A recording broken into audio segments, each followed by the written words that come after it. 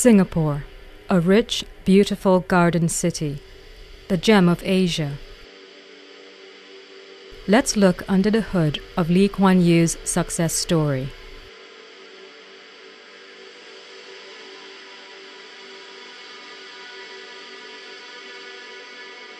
To control the mind of the citizenry, you first have to control the media. Is it any wonder why Reporters Without Borders ranked Singapore 141st out of 167 countries? The destruction of independent media goes back a long way. As early as 1959, when Lee Kuan Yew came to power, the editor-in-chief of the then independent Straits Times, Leslie Hoffman, foresaw that Lee would rein in the press. It didn't take long for Hoffman's prediction to come to pass. Hoffman fled the country, and the Straits Times was reconstituted to become a mouthpiece for the government. In addition, Lee forced the closure of the Utusan Melayu, the Nanyang Siang Pao, the Singapore Herald, the New Nation, the Singapore Monitor, and a host of independent presses. By the turn of the 1980s, the control of the press in Singapore was complete. All local presses now come under the government-managed Singapore Press Holdings. The current president of Singapore and a crony of Lee Kuan Yew, S.R. Nathan, was a chair of SPH from 1982. Succeeding him was Lim Kim San, former Minister for the Interior and Defence. Today, former Deputy Prime Minister Tony Tan is chair. When SPH appointed their first president in 1995, was it any wonder that the former chief of the Internal Security Department, Jong Ik Min, was chosen? Not contented with the wielding of control through SPH's leadership alone, the PAP government planted ears and eyes amongst its journalistic staff. One such person is Chua Lee Hung, a senior political correspondent, who was an intelligence officer and an assistant director of the Ministry of Home Affairs. Pranay Gupte, a New York-based journalist who once worked for the Straits Times under Chua Lee Hung, commented that the former ISD officer lacked journalistic experience. A byproduct of such an enmeshment between the PAP and SPH is the identification and co-option of PAP cronies into the ranks of the PAP. Cabinet Minister Mabo Tan, the Speaker of the House, Abdullah Tamugi, Senior Minister of State for Foreign Affairs, Zainul Abidin, Senior Parliamentary Secretary, Hawazi Daipi, and PAP MPs Irene Ng and Sing Han Tong were all absorbed from the SPH. Conversely, people who fell out of favor with the government either left or were asked to leave. Foreign press was not spared the bridle. Unlike the local media, though, foreign press cannot be easily controlled through editors and journalists. Lee Kuan Yew was not perturbed, however. He told Derek Davis, a former editor of the Far Eastern Economic Review, that he would hit the foreign press where it hurts, their pockets.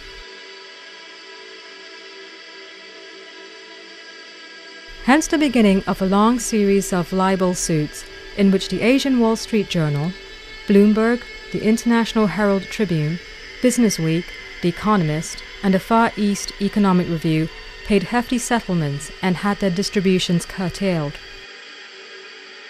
Other forms of media also came under the scoop.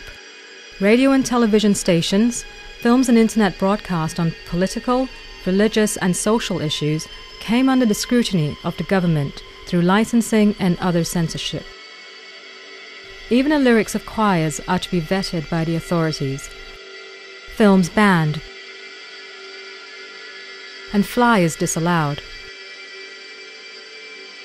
Of course, the control of information alone isn't enough if you want to be a despo. You've got to have a secret police too.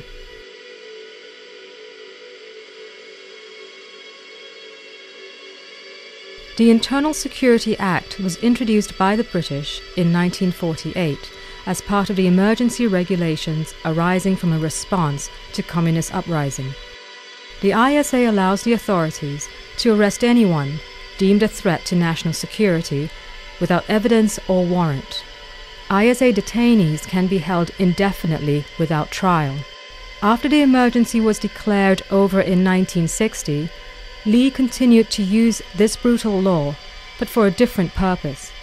The targets now shift from communists to Lee's political opponents and sent.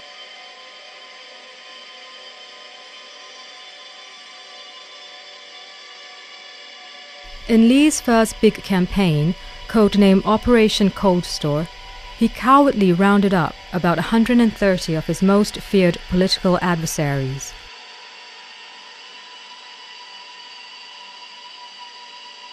Among whom was Lim Hock Siew, who was detained for 19 years, and Said Zahari, 17 years. Incidentally, Martin See's interview with Zahari was banned in Singapore, even though it had been screened in film festivals all over the world. Well, I said, Mr. Han, I think I have a choice. I refuse to cooperate with you.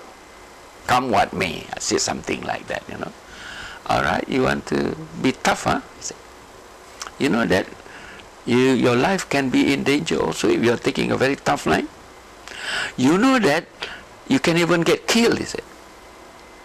And you know that we can release you in the middle of the night, and then as you were walking in the road, we can push you from behind, and I can shoot you from behind.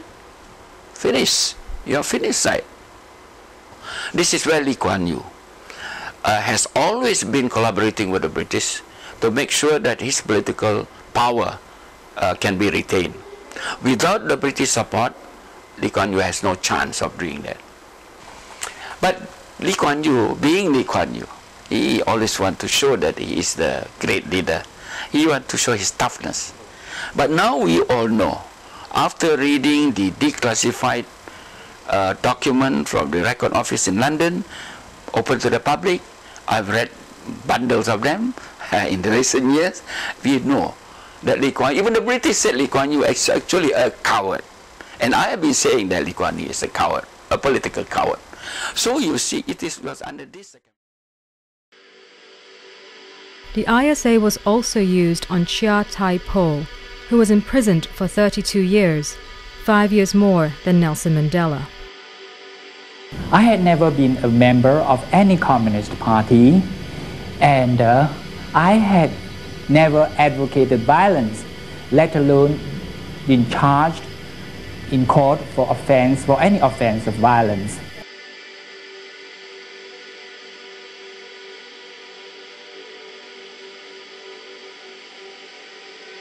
In 1974, Tan Wah Piao and other student leaders of the University of Singapore Students' Union organized events that called for the release of the ISA detainees. For his effort, Tan was arrested and jailed for a year for inciting riots. He is presently living in exile in London, where he practices law.